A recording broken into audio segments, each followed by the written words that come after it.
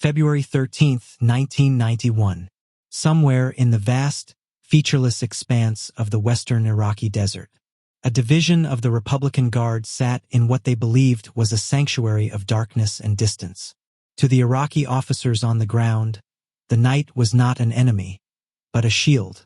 For decades, desert warfare had been governed by the physical limitations of the human eye and the rudimentary tools of land navigation. In a landscape devoid of landmarks, no trees, no roads, no buildings, the deep desert at night was a place where armies traditionally became lost. They relied on dead reckoning, paper maps, and the faint light of the stars.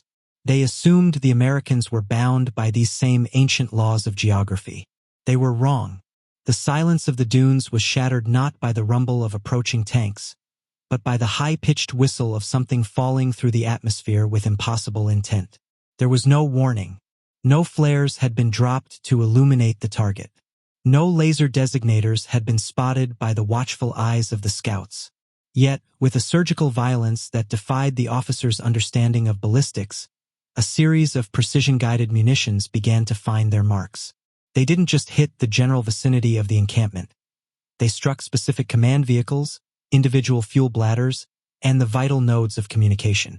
To the men on the receiving end, it felt as though the Americans had developed a form of divine sight. In the chaotic aftermath, the survivors looked to the sky, searching for the aircraft they assumed must be hovering directly overhead to achieve such accuracy. But the sky was empty, and the hum of jet engines was miles away. What these officers were witnessing was the birth of a new era in human conflict. The moment the physical world was overlaid with a digital grid. They weren't just being outgunned. They were being outcalculated by a constellation of artificial stars orbiting 12,000 miles above the Earth. This was the debut of the Global Positioning System, or GPS, and it was about to render every traditional doctrine of camouflage and distance obsolete. The Iraqis thought they were invisible because they were in the dark. They didn't realize that, for the first time in history, the darkness no longer mattered. To understand the sheer shock experienced by the Iraqi High Command, one must look back to the mid-1970s, when the United States military was grappling with a profound identity crisis. The failure in Vietnam had left the Pentagon searching for a way to counter the massive numerical superiority of the Soviet Union without resorting to a nuclear exchange. This gave birth to what strategic planners called the second offset. The core of this philosophy was simple yet revolutionary. If you cannot match an enemy's quantity, you must render their quantity irrelevant through superior quality and precision. While the Soviets were building thousands of tanks and artillery pieces, the Americans began investing in the assault breaker concept, a vision of a digital battlefield where every asset was linked, tracked, and guided with mathematical certainty. At the center of this vision was a project that many in the military bureaucracy initially dismissed as an expensive scientific toy, the Global Positioning System. In the early 1980s, the idea of using a constellation of satellites to provide three-dimensional positioning seemed like science fiction. Navigating a desert or an ocean had always been an exercise in approximation. Even the best inertial navigation systems of the era would drift over time, accumulating errors that could put a pilot or a tank commander miles off course after just a few hours of travel. This margin of error was a fundamental constant of war. It was the reason why area bombing existed. If you couldn't guarantee a hit on a specific building, you simply leveled the entire city block. The Iraqis, trained in the Soviet school of thought, understood this limitation intimately. Their defensive doctrine was built on the assumption that long-range strikes would be inherently inaccurate, especially at night or in the featureless void of the southern desert.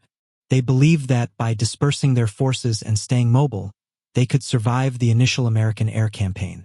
They viewed the desert as a protective barrier, a place where the lack of landmarks acted as a natural form of electronic warfare. However, while the Iraqi officers were looking at paper maps and using compasses that were susceptible to magnetic interference, the Americans were looking at small, ruggedized boxes called manpacks and SLGR, small lightweight GPS receivers. These devices allowed even a junior corporal to know his exact coordinates within 10 meters, anywhere on the planet at any time. The Americans weren't just guessing where the enemy was. They were navigating a world where the very concept of getting lost had been engineered out of existence. The true lethality of this new digital grid was demonstrated most vividly during the specialized strikes involving the AGM-84E Standoff Land Attack Missile, or SLAM. On the night of January 23, 1991, the Iraqi military leadership experienced a psychological blow that would reverberate through their command structure. Two U.S. Navy A-6E Intruder aircraft launched a pair of SLAMs toward a strategic hydroelectric plant and a command and control facility. In previous conflicts, a missile fired from a distance was a weapon of probability. It followed an internal clock and a gyroscopic brain that grew less accurate with every mile traveled. But these missiles were different. They were equipped with a GPS receiver that allowed them to constantly talk to the satellites overhead, correcting their flight path in real time to account for wind, speed, and atmospheric pressure. The Iraqi officers at the target sites heard the scream of the incoming weapons but saw no aircraft on their radar scopes. The SLAM missiles used the GPS data to navigate the treacherous desert terrain at low altitudes, staying beneath the radar horizon before popping up for their final terminal dive.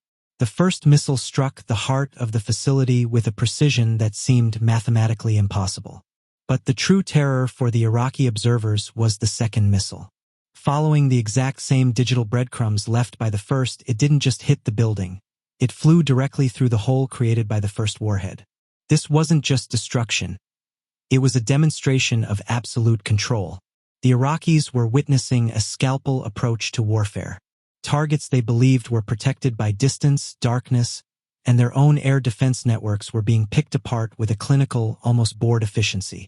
This level of precision fundamentally changed the calculus of survival for the Iraqi officer corps. In earlier wars, the safest place to be during an air raid was in a hardened bunker or a deep trench. But against GPS-guided munitions, a bunker was no longer a sanctuary. It was a fixed coordinate on a digital map. The Americans had mapped the entire Iraqi infrastructure using satellite reconnaissance months before the first shot was fired. They had converted the physical world into a series of numbers: latitude, longitude, and elevation. By feeding those numbers into the brains of their bombs and missiles, they ensured that the darkness of the Iraqi night provided no more protection than the high noon of the desert sun. The Iraqi officers were stunned because their entire understanding of safety was based on the enemy's inability to find them. They were still playing a game of hide and seek, unaware that the Americans had turned on the lights across the entire planet. While the surgical strikes on Baghdad's infrastructure were a display of technological prowess, the most devastating application of GPS occurred on the ground, in the shifting sands of the Western Desert. Iraqi military doctrine, heavily influenced by their Soviet advisors, assumed that the vast, trackless interior of the southern desert was a natural barrier. They categorized this terrain as impassable for large-scale armored maneuvers, particularly at night. To the Iraqi officers, any army attempting to move thousands of vehicles through this void would inevitably succumb to chaos, losing their way and running out of fuel long before reaching their objective. They believed the coalition forces were tethered to the few existing roads and coastal routes, allowing the Republican Guard to concentrate its defenses along a predictable axis. This assumption was the foundation of the Iraqi defensive plan, but it was shattered by the Great Left Hook.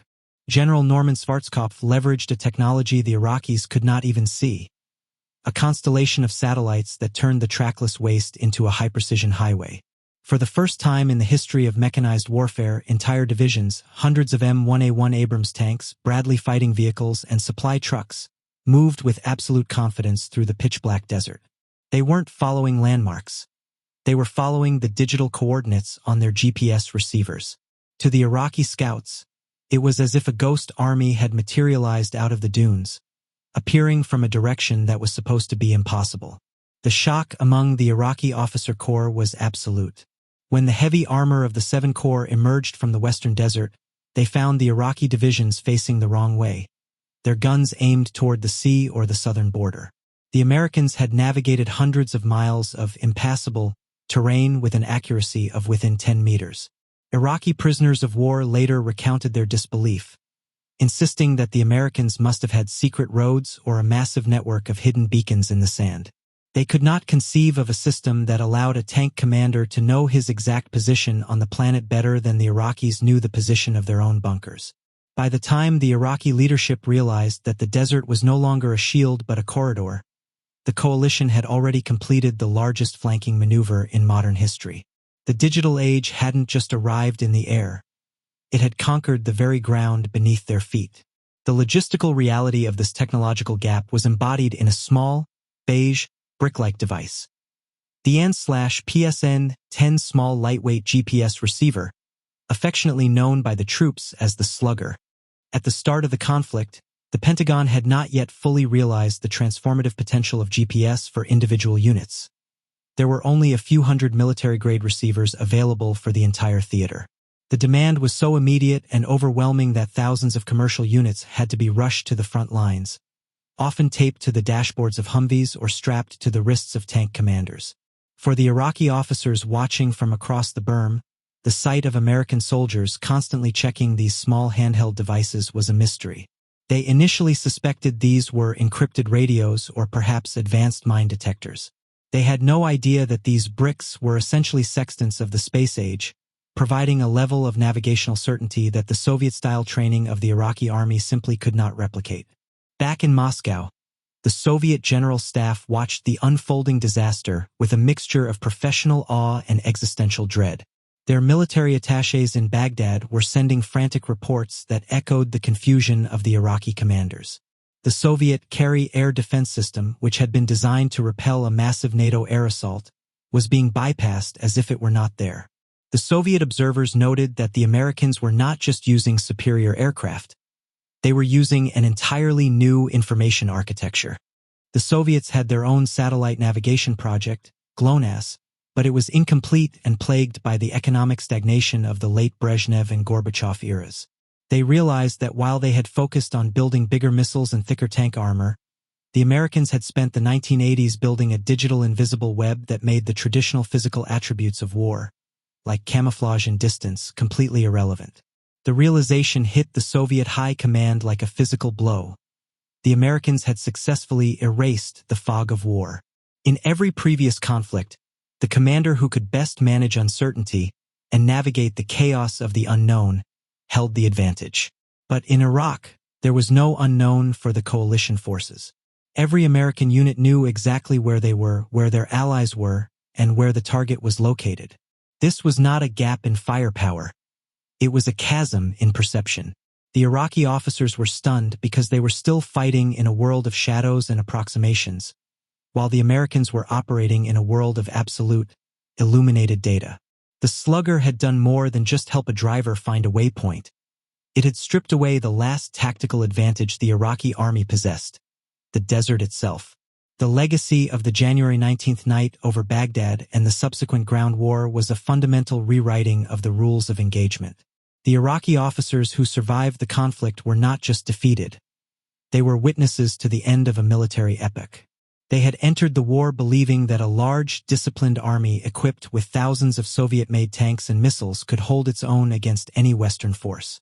They believed in the strength of their concrete-lined bunkers and the vastness of their desert. But the introduction of the digital grid proved that the physical dimensions of the battlefield were now secondary to the informational ones. The Americans had effectively decoupled precision from proximity. A commander no longer needed to see his enemy to destroy him. He only needed his coordinates. This transition marked the final day of the Cold War's technological struggle.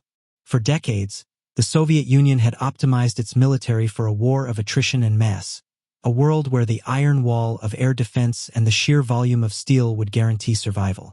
The Iraqi experience revealed that this entire philosophy was now functionally obsolete. The ghost in the machine was not just a new bomb or a faster plane. It was the arrival of a new age where data was the ultimate weapon. For the Iraqi officer corps, the stunning realization was that they had been blind not because of the night, but because they lacked the eyes to see the satellites guiding the steel rain. If you found this investigation into the digital transformation of the battlefield fascinating, click subscribe to Cold War Impact, and join us as we continue to declassify the technology and the terror of the world's most intense invisible.